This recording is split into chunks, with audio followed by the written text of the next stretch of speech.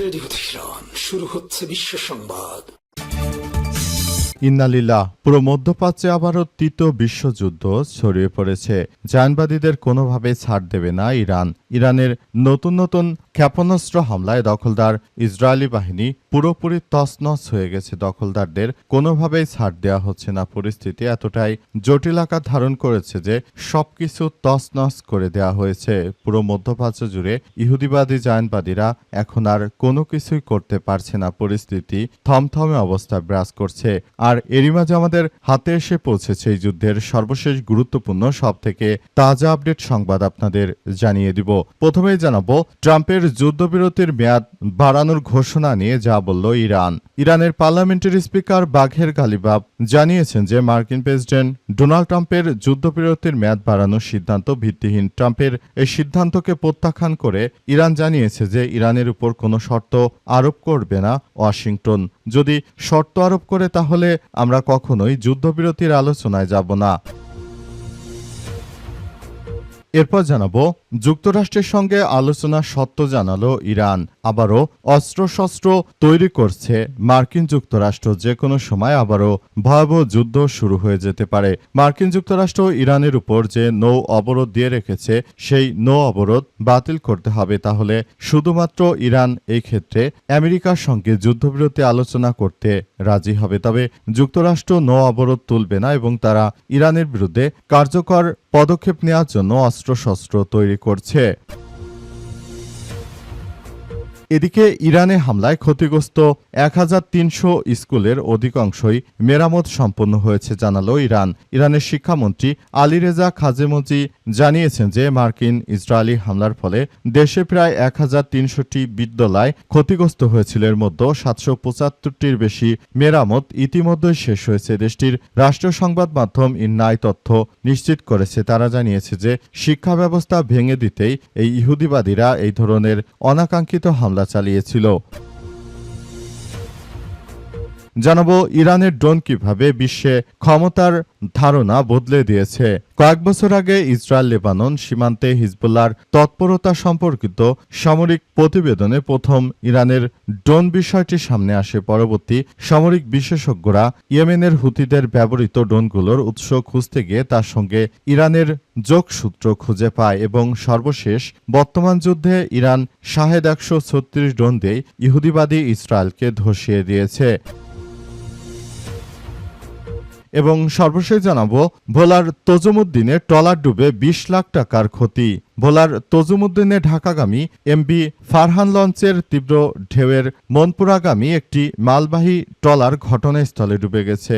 আজ উপজেলার চৌমোহনী ঘাটে এই ঘটনা ঘটে। ট্রলারে থাকা স্কুল ফিডিংয়ের ৯৩৪ পিস রুটি, ১৫০ বস্তা মুরগির খাদ্য, ১১০ বস্তা চাল এবং ভোজ্য তেল সহ অন্যান্য মালামাল নদীতে ডুবে হারিয়ে গেছে। এতে অন্তত ২০ লক্ষ টাকার ক্ষয়ক্ষতি হয়েছে বলে ধারণা করা হচ্ছে। প্রিয় দর্শক, এতক্ষণ শুনছিলেন সংবাদ শিরোনাম, এবারে বিস্তারিত।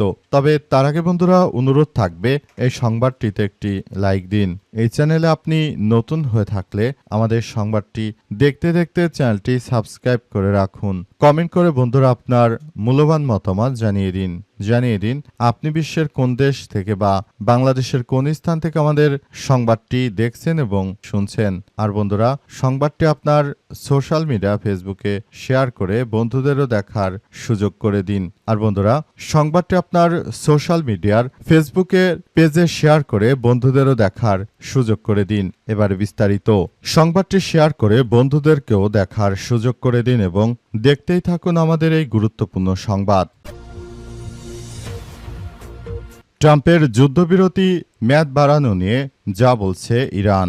ইরানের পার্লামেন্টের স্পিকার বাঘের গালিবাফ এক বার্তায় জানিয়েছেন যে মার্কিন প্রেসিডেন্ট ডোনাল্ড ট্রাম্প যুদ্ধবিরতির মেয়াদ বাড়ানোর সিদ্ধান্ত ভিত্তিহীন। ট্রাম্পের এই সিদ্ধান্তকে প্রত্যাখ্যান করে তিনি বলেছেন ইরানের উপর কোনো শর্ত আরোপ করতে পারে না যুক্তরাষ্ট্র যুদ্ধে পরাজিত হয়েছে উল্লেখ করে উপদেষ্টা আরও জানান চলমান উত্তেজনার মতো পরাজিত পক্ষ শর্ত চাপিয়ে দিতে পারে না। মার্কিন অবরোধ এবং স্থবির আলোচনা নিয়ে বিরোধ অব্যাহত থাকার প্রেক্ষাপটে তিনি এমন একটি মন্তব্য করেছেন। ইরানি কর্মকর্তা সতর্কবার্তা করে জানিয়েছেন যে অব্যাহত চাপ পরিস্থিতিকে আরও উত্তপ্ত করে তুলতে পারে এবং এই মুহূর্তে দখলদার ইসরায়েলি বাহিনী ও যুক্তরাষ্ট্র তারা যেটা মনে করেছিল সেটি প্রকৃতপক্ষে কখনোই সম্ভব নয়। মার্কিন যুক্তরাষ্ট্র দখলদার ইসরায়েলি বাহিনী শুরু থেকে তারা মনে করেছিল যে যুদ্ধে তারা হয়তো অনেক ভালো কিছু অর্জন করে ফেলবে, কিন্তু প্রকৃতপক্ষে তারা কোনো কিছু অর্জন করতে পারেনি। মার্কিন যুক্তরাষ্ট্র এবং দখলদার ইসরায়েলি বাহিনী পুরোপুরি ফেঁসে গেছে ইরানে আক্রমণ করতে এসে। তারা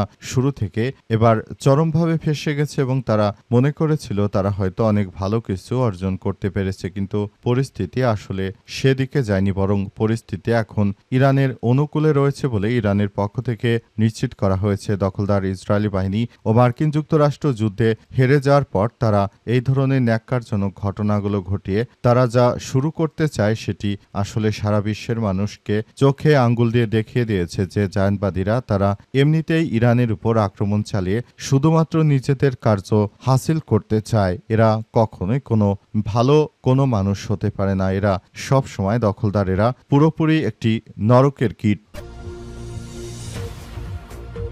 যুক্তরাষ্ট্রের সঙ্গে আলোচনা সত্য জানালো ইরান।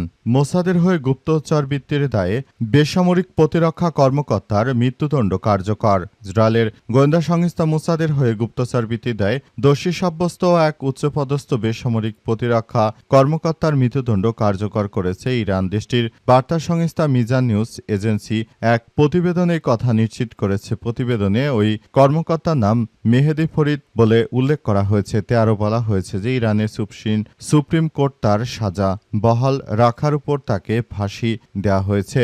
মার্কিন যুক্তরাষ্ট্রের সঙ্গে দখলদার ইসরায়েলের যে ধরনের কার্যক্রম আমরা দেখতে পাচ্ছি, ইরান আসলে যে ধরনের কার্যক্রম তারা পরিচালনা করছে, এরই মধ্যে মার্কিন যুক্তরাষ্ট্র তারা আবারও অস্ত্রশস্ত্র তৈরি করে রেখেছে যাতে করে তারা ইরানকে সাহায্য করতে পারে। এমন বিষয়গুলো সামনে আসার পরই ইরান সাফ জানিয়ে দিয়েছে এই মুহূর্তে দখলদার ইসরায়েলি বাহিনী এবং মার্কিন যুক্তরাষ্ট্রকে তারা কোনোভাবেই ছাড় দেবে না। পরিস্থিতি যতই জটিল আকার ধারণ করুক না কেন, এর জন্য দখলদার ইসরায়েলি বাহিনী ও দখলদার মার্কিন যুক্তরাষ্ট্র তারা শুরু থেকেই আসলে এইসব পরিস্থিতির মধ্য দিয়ে এগিয়ে যাচ্ছে। শুরু থেকেই তারা আমেরিকা এবং ইসরায়েলকে ইরানের ইসলামী বিপ্লবী গার্ড বাহিনীর সদস্যরা শুরু থেকে পাত্তা দেয়নি এবং তাদেরকে চরমভাবে শিক্ষা দিয়েছে ইরানের ইসলামী বিপ্লবী গার্ড বাহিনীর সদস্যরা। এর জন্য আসলে ইরানের সঙ্গে যুদ্ধে না পেরে তারা অবশেষে এই ধরনের ষড়যন্ত্রমূলক তত্ত্ব সামনে নিয়ে এসেছে যাতে করে তারা ইরানকে সাহায্য করতে পারে।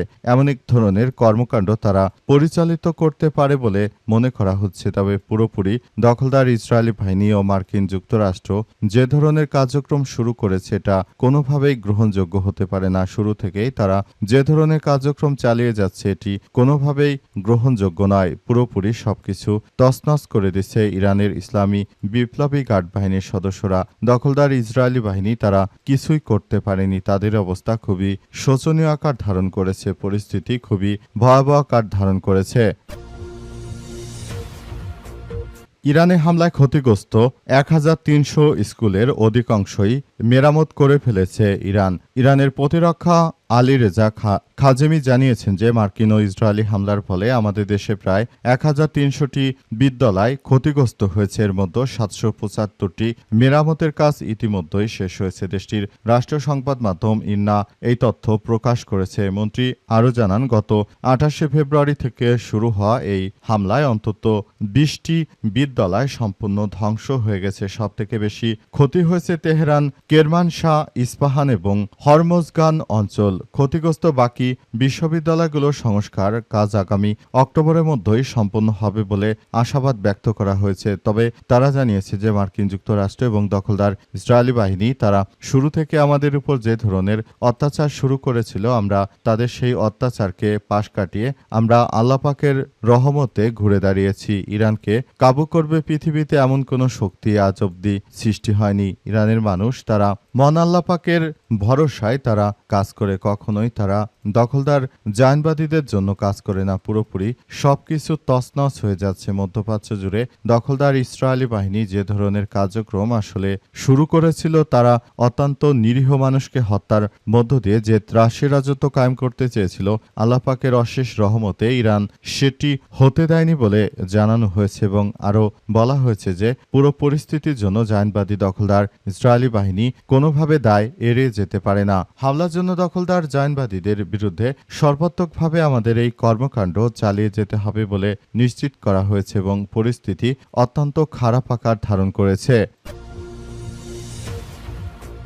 ইরানের ড্রোন কিভাবে বিশ্বে ক্ষমতার ধারণা বদলে দিয়েছে? কয়েক বছর আগে ইরান এবং ইসরায়েলের মধ্যে শুরু থেকে যে যুদ্ধ হয়েছে, সেই যুদ্ধে কিন্তু তারা আসলে এগুলো দেখায়নি। পুরোপুরি পরিস্থিতি পাল্টে যায় যখন রাশিয়া ইউক্রেন যুদ্ধ শুরু হয়। তখনই কিন্তু ইরানের ড্রোনগুলো প্রথম রাশিয়া জনসম্মুখে এনেছিল। রাশিয়া ড্রোনগুলোকে পরিচয় করিয়ে দিয়েছিল বিশ্বের সঙ্গে যে দেখো ইরান কতটা শক্তিশালী ড্রোন তৈরি করে। তারা ওই ড্রোন ব্যবহার করেই মূলত ইউক্রেনকে কুপকাত করেছে। আর এই যুদ্ধ শুরু হওয়ার পর 136 শাহেদ ড্রোন দিয়ে পুরোপুরি পরিস্থিতি নিয়ন্ত্রণে নিয়েছে ইরানের ইসলামী বিপ্লবী গার্ড বাহিনীর সদস্যরা। তারা দখলদার ইসরায়েলি বাহিনী ও মার্কিন যুক্তরাষ্ট্রের বিরুদ্ধে যে ধরনের কার্যক্রম চালাচ্ছে, আসলে এগুলো কোনোভাবেই দখলদাররা কোনো কিছুই করতে পারছে না। দখলদারেরা শুরু থেকে ইরানের বিরুদ্ধে সন্ত্রাসী কর্মকাণ্ড করলেও শেষ পর্যন্ত তারা পুরোপুরি ইরানের কাছে ধরাশায়ী হয়েছে। তারা ইরানের সঙ্গে কোনো কিছুই করে উঠতে পারেনি। তাদের অবস্থা একদম শোচনীয় পর্যায়ে নিয়ে যাওয়া হয়েছে। পরিস্থিতি খুবই খারাপ আকার ধারণ করেছে এবং এই মুহূর্তে দখলদার ইসরায়েলি বাহিনীর অবস্থা খুবই ভয়ানক পরিস্থিতির মধ্যে চলে যাচ্ছে। অত্যন্ত দুঃখের সঙ্গে বলতে হচ্ছে যে মুসলিম বিশ্বের শাসকবর্গরা এখনও ইরানের বিরুদ্ধে সন্ত্রাসী কর্মকাণ্ডে যুক্তরাষ্ট্রকে সহযোগিতা করার মধ্য দিয়ে তারা মুসলিম বিশ্বকে একটি সন্ত্রাসী গোষ্ঠীর মধ্য দিয়ে ফেলে দিচ্ছে এবং এরা হচ্ছে এমন একটি বাহিনী যারা শুরু থেকে তারা এই দখলদার ইসরায়েলি বাহিনীর বিরুদ্ধে ইরানের ইসলামী বিপ্লবী গার্ড বাহিনীর সদস্যরা তারা কাজ করেছে। তারা সম্পূর্ণ পরিস্থিতি নিজেদের নিয়ন্ত্রণে নিয়েছে এবং তারা দখলদারদের বিরুদ্ধে সব ধরনের কার্যক্রম চালিয়ে গেছে এবং পুরো বিশ্বকে তারা দেখিয়ে দিয়েছে যে এই মুহূর্তে তারা হচ্ছে সবথেকে বেশি শক্তিশালী একটি রাষ্ট্র এবং এই রাষ্ট্রের কারণেই তারা মূলত দখলদারদের শিক্ষা দিতে পেরেছে।